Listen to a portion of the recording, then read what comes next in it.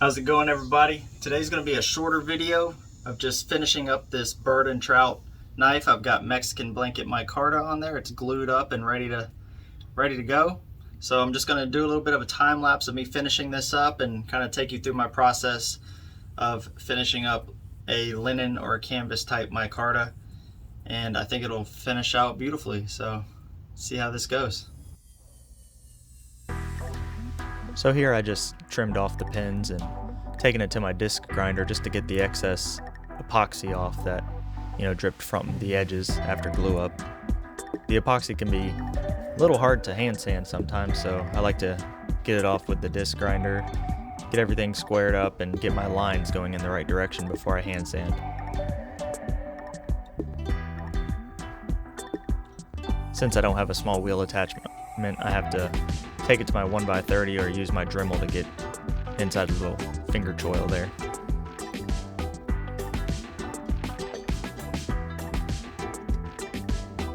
I started off here at a 180 grit. Preferably I'd like to start at 120 grit in this canvas type micarta, or this blanket micarta. And that's just so I can get all the scratches out pretty easily, get everything uniform. Because as I'll explain in a minute, this stuff can be kind of cloudy looking. Here, I'll explain. Alright guys, I want to show you something real quick to just so you know what you're looking for when you're sanding a linen or canvas micarta. You see there's two tones here, right? You've got this middle section where you can see all the layers of the Mexican blanket. It's nice and smooth. You'll be able to feel a difference. And see this white corner over here? I feel like I've been sanding on this corner forever.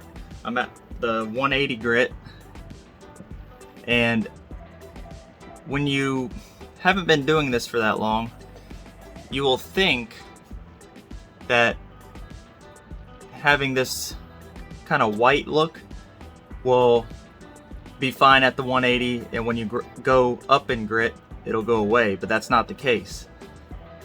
If you still see this faded color, then you still need to work at it, because the middle here looked like this white just a few minutes ago, and I put a little elbow grease on the 180 and just kind of hung out here for a minute, and it went away. And then now I can see all the layers. It's nice and smooth, and it's got a nice even scratch on it.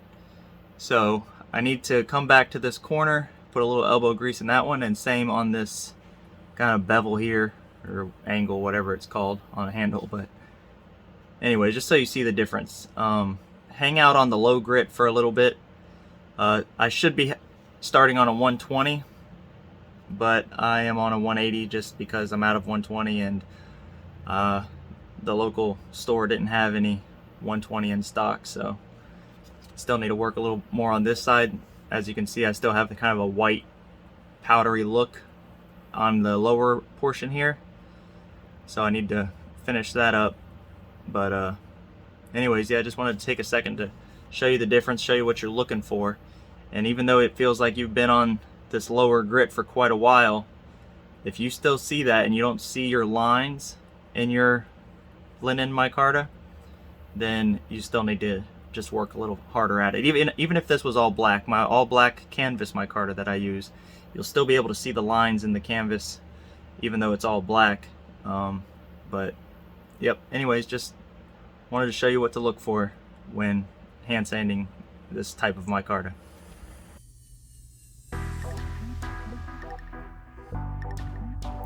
So that was a bit of a longer explanation, so hopefully that made sense. I just wanted it to be kind of clear, and you'll see here in a second how this cloudy part cleaned up. Alright, so it's been a couple minutes. Actually, I mean, only 3 or 4 minutes maybe. You can see the difference now.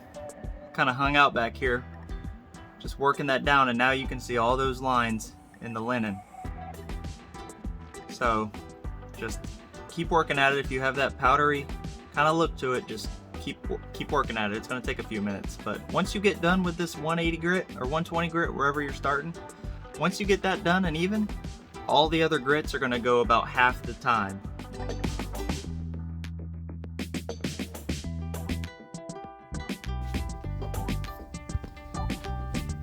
I forgot to put my finger grooves in, so I'm doing that now with the Dremel. I'm getting that sanded with the 180 grit so it's all uniform. Then I'll move on to the 220 grit right now.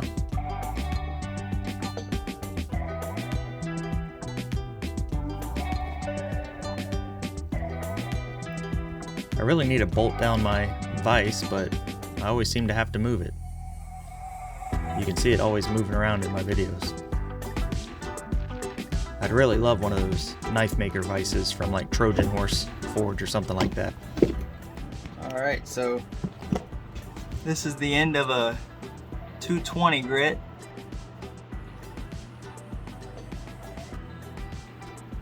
Starting to come together really nice. So now I'll jump from a 220 to a 320, possibly end on a 600. After I get up to 600, I'll buff it and see what it looks like. I shouldn't have to go up to a 1500 and then buff, but you know, we'll see what it looks like. But super happy with how it's turning out now.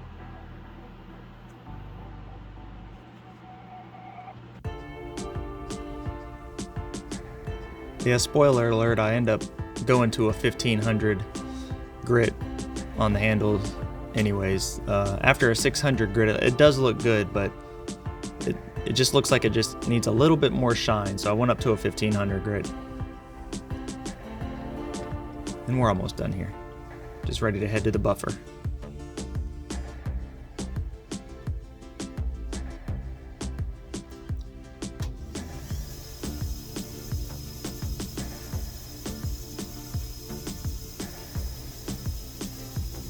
Now just FYI, I only use my buffer for handle material.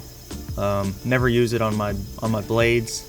I have mad respect for the buffer and realize how dangerous it is, and I just don't want to be that guy.